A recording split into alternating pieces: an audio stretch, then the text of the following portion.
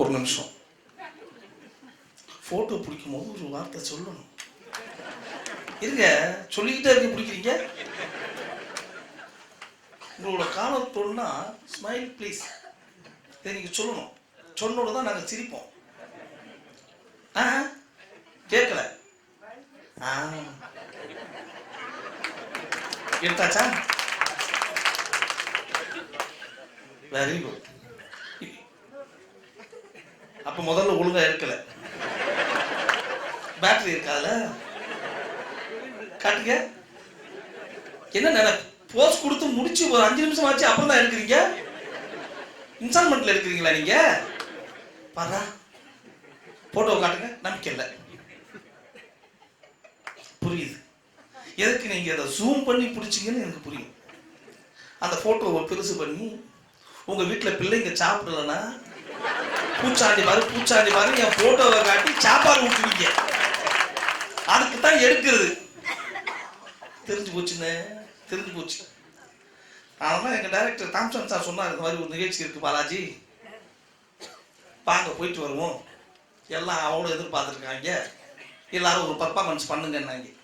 சரி, வழக்கம் போல் எங்கே போனாலும் ஒரு பர்ஃபார்மன்ஸ் பண்ணிடுவோமே, அதே மாதிரி இங்கேயும் பண்ணிடுவோம் தான் வந்தேன். வரும்போதெல்லாம் ரொம்ப ஒரு சந்தோஷமாக, ஒரு ஹாப்பியாக, அருமையாக பண்ணிடலாம் அப்படின்ற ஒரு இதில் தான் வந்துட்டேன். ஆனால் இங்கே வந்து ஒரு 5 நிமிஷம் உட்காந்தேன். எல்லாருமே பர்ஃபார்மராக இருக்காங்களே, இதில் நம்ம பர்ஃபார்மன்ஸ் ஏற்படுமான்னு பார்த்தேன். சில இடத்துல இப்போ ஒரு 2-3 இவங்க ஒரு மேடம்லாம் ஜோக் ஸ்டாண்டப் காமெடி சொன்னாங்க. இதெல்லாம் சொல்லும் போது நான் வந்து பேசலாமா வாழாமன்ற மாதிரி 5 நிமிஷம் நான் ரூமுக்குள்ளேயே உட்காந்து யோசிச்சுட்டு இருந்தேன். அவர் சார் ஒருத்தர் பக்கத்துலேயே அந்த ரூமில் போய் சேர்ல எடுத்துட்டு வந்தார். அவர் வேறு அந்த ரூமில் தாப்பால் போட்டார். ஒரு 5 நிமிஷம் அவன் எஸ்கேப் ஆகி போயிடலாமேன்ற மாதிரி வெளியே போயிட்டு தாமஸ் சாருக்கு ஃபோன் பண்ணி, சார் கோச்சிக்காதீங்க சார், நம்மளால் முடியலை, நீங்கள் ரொம்ப எதிர்பார்த்து என்னை கூப்பிட்டு வந்தீங்க, ஆனால் இங்கே எல்லாருமே பயங்கர ஃப்ளோவில் போகிறாங்க, நான் வீட்டுக்கு போகிறேன்னு சொல்லிட்டு போயிடலான்னு நினச்சேன். அவர் கதவை பூட்டிட்டார். இல்லைன்னா நான் அப்படியே போயிருப்பேன். சிக்கியாச்சு. நீங்கள் பெரிய பெரிய ஜாம்பவான்லாம் இருக்கீங்க. அதில் வர பின்னாடி ஒருத்தர் உட்காந்துருக்காரு. அவங்கெல்லாம் வந்து பேசினாருன்னா நான் எந்த ஊருக்கு ஒரு நாளில் வந்து அதுக்கு எதிராக நிறைய பேர் சிரிக்க வச்சு நீங்கள் பார்த்துருப்பீங்க. ஆனால் சார் வந்து உட்காந்தார். நம்ம காத்தாடி ராமமூர்த்தி சார் வந்து அங்கே பர்ஃபார்மன்ஸ் பண்ணும்போது அவர் உட்காந்துருக்காரு. நானெல்லாம் காலில் உள்ளாத குறை, என்னதான் பேசு பார்ப்போன்ற மாதிரி உட்காந்துட்டாரு. அவர்கிட்டலாம் முடியுமா? அதெல்லாம் பெரிய பெரிய இமை. அவரெல்லாம் நம்மளாம் முடியும், என்ன பண்ண முடியும்? அப்படிதான் நினைச்சு வந்து இங்கே நிறைய பேர் இருக்கீங்க. இருந்தாலும் பரவாயில்ல, ஓப்பனிங்கே ஓகே. நீங்க போட்டோகிராஃபர் தானா, இல்ல என்னை வச்சு போட்டோ பிடிச்சி பழகிக்கிறீங்களா?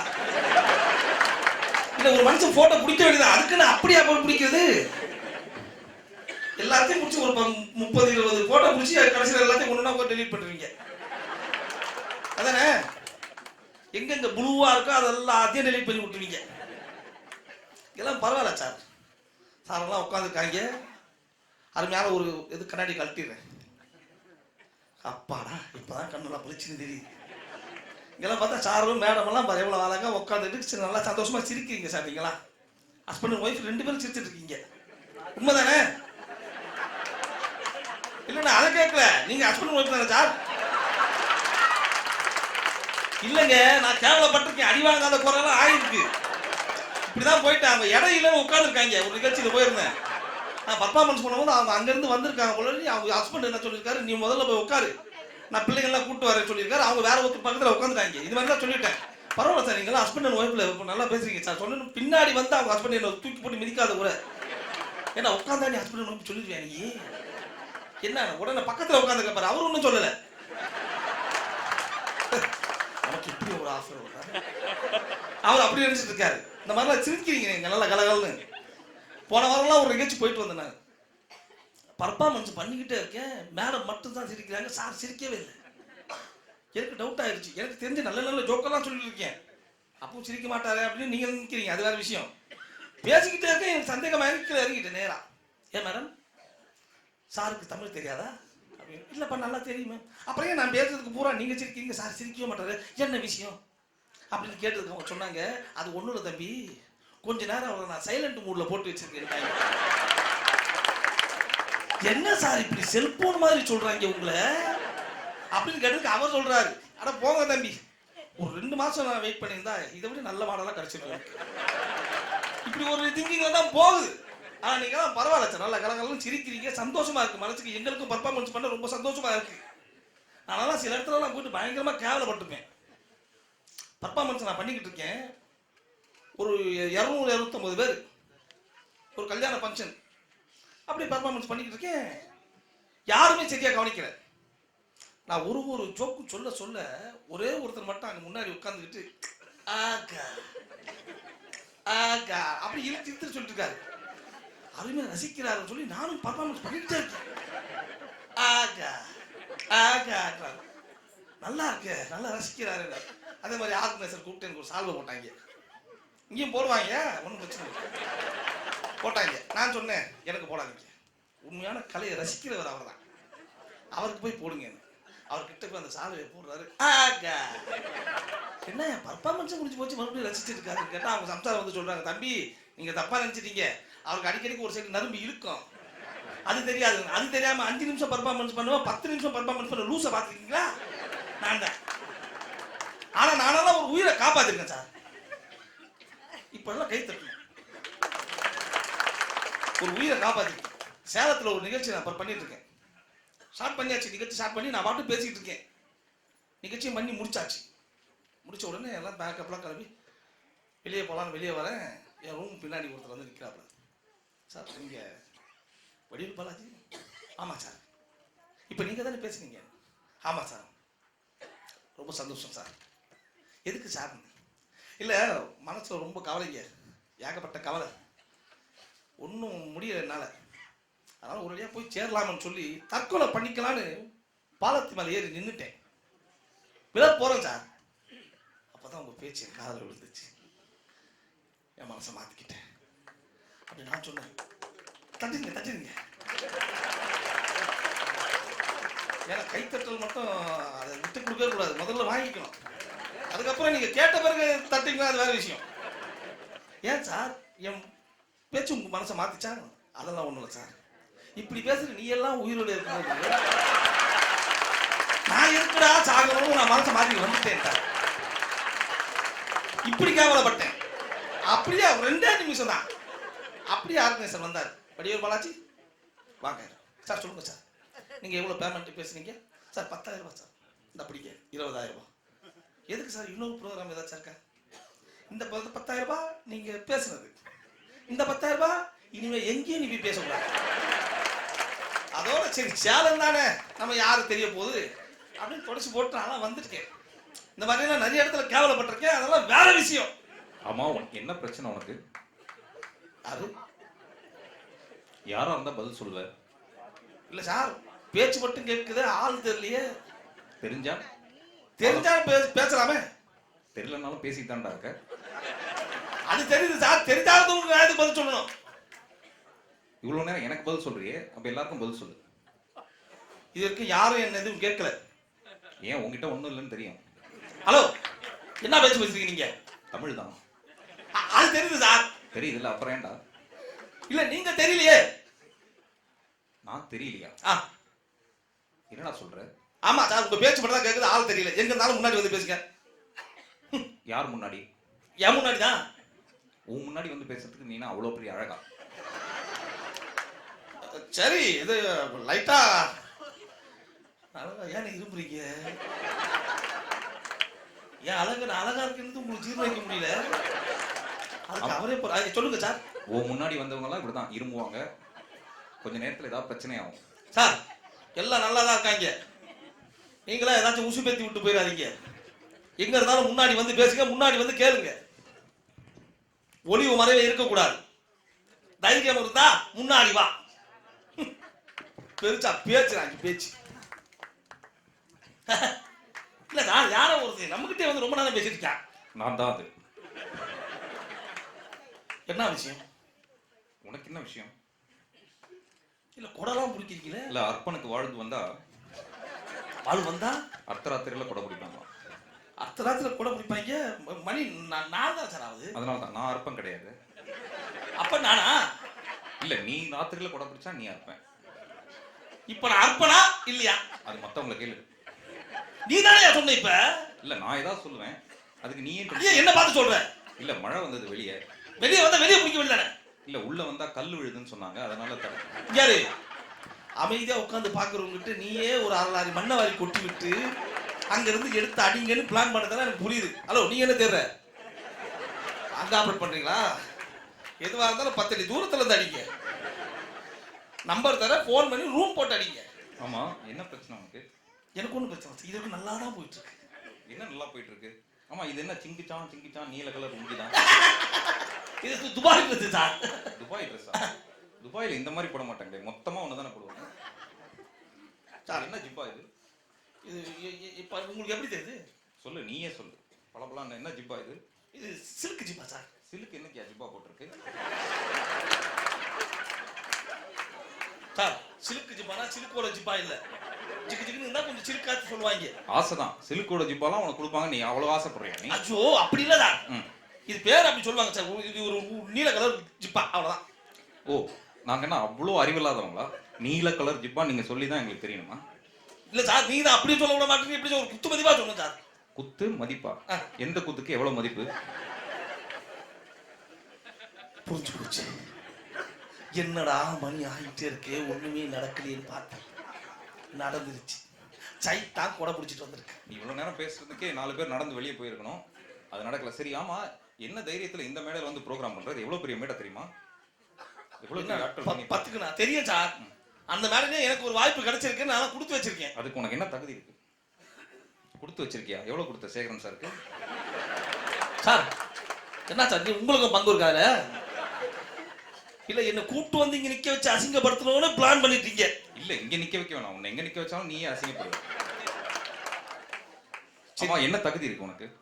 என்ன தகுதி வேணும்? எனக்கு தகுதி இல்லைன்றியா? நான் யார் தெரியுமா? யாரு? வேணுமா சோதிச்சு பாரு, என்ன சோதிச்சு பாரியா? சரி, நான் சில கேள்வி கேட்கிறேன். கேள்வி கேட்டுட்டியவா? கேட்டு பாரு. இங்க பாரு, நானெல்லாம் ஓடுற ரயில ஒத்த கையில நிப்பாட்டுவேன். யார்? எந்த குழந்தை விளையாடும் போது? போட்டு விடு, சோதிச்சு பாருங்க. ரயில விட்டுருவியா? போயிடுமா? இல்ல போட்ட விஷயத்தை விடுன்னு சொன்னேன் சார். Okay, right. நான் கேள்வி கேட்கிற கேள்விக்கு தெரியும் தெரியாது அவ்வளவுதானா? இல்ல, அவ்வளவுதான் பதில் சொல்லணும். அதைத்தான் நானும் சொன்னேன், அவ்வளவுதான். ஆமா, தாராளமா கேளு சார். எப்படி சொல்றேன்னு மட்டும் பாரு. ஆமா, ரெடியா? நான் ரெடி சார், நான் ரெடி. பௌர்ணமி அன்னைக்கு நிலா தெரியுமா தெரியாதா? தெரியும். பதில் சொல்லு. அதான் சொன்னேனே, தெரியும். தெரியும்னா பதில சொல்லுடா. சார் பதில் தெரியும் சார். சொல்லு.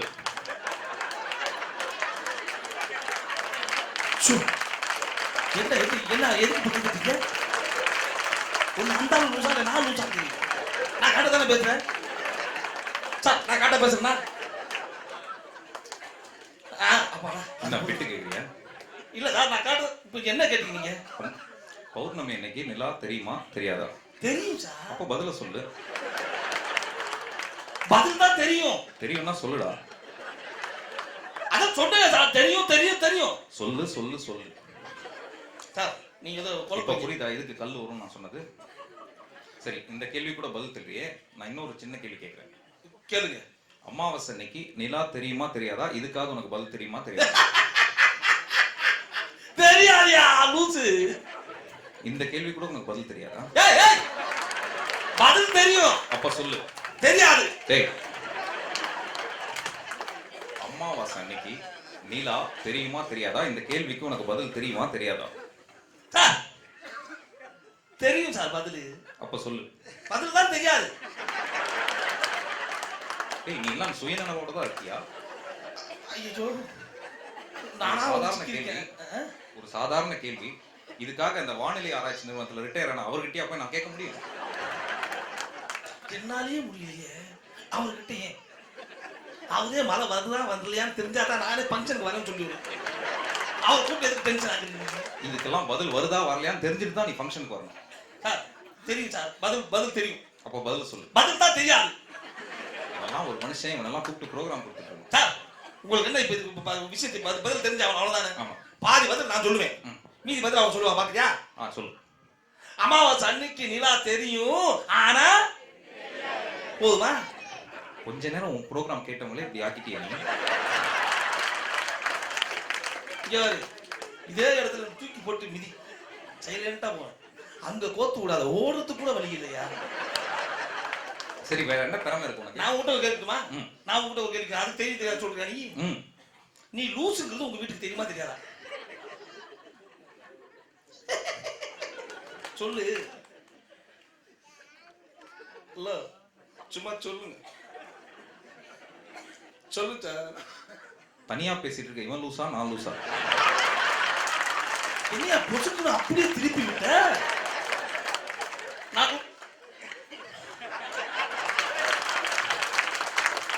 சார் யாரு உங்க ஃப்ரெண்டா?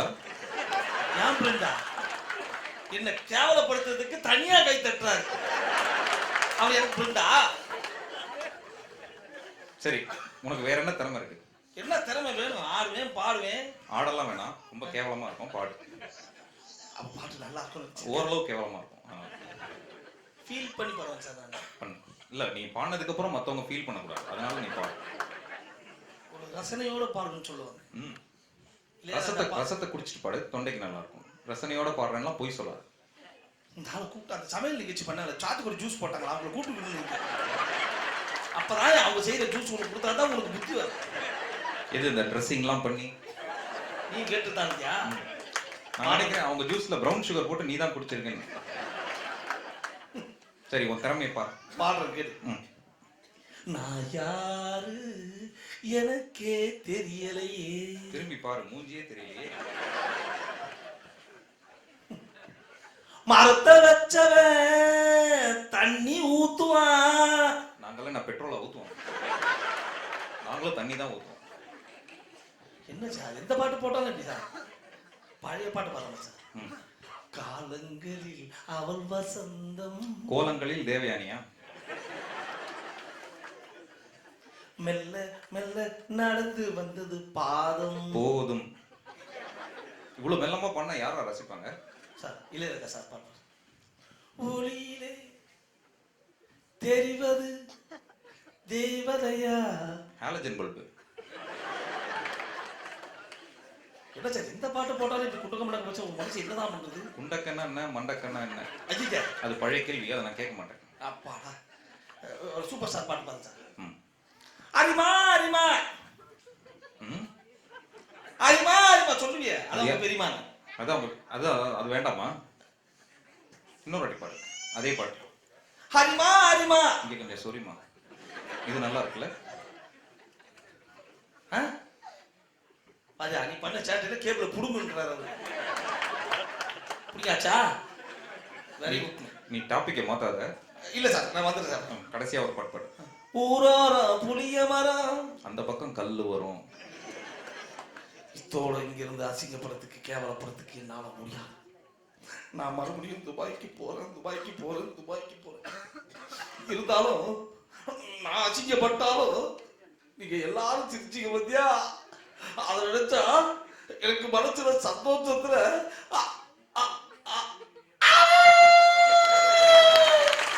என்ன வித்தியாசமா பண்ணி ஊழையிடுது. ஓ, அதுவா? சரி, வரேன்டா. நான் துபாய்க்கு போறேன். ஆட்டோ வெயிட்டிங் உனக்கு. இங்கிருந்து பக்கம் தான், தெரியாது? விவேகானந்தா காலேஜ் பக்கத்துல விவேகானந்தர் தெரு, ராமகிருஷ்ணா மடம். இங்க நின்னு வச்சுக்க. இங்க நிப்பியா? நீ இங்க நிக்க கூடாது. கிளம்பிட்டு கபாலீஸ்வரர் கோயில் வாசல்ல நெல்லு. எவ்வளவு கேட்டு போறான். நன்றி. That was Vadivel Balaji and ஜெயசுந்தரன் from சிரிச்சா போச்சு அலி தி டீம். ஸோ எங்களுடைய குழுவினர் எல்லாரும் வந்துட்டாங்க. நம்ம அடுத்த நிகழ்ச்சிக்கு போகலாம்.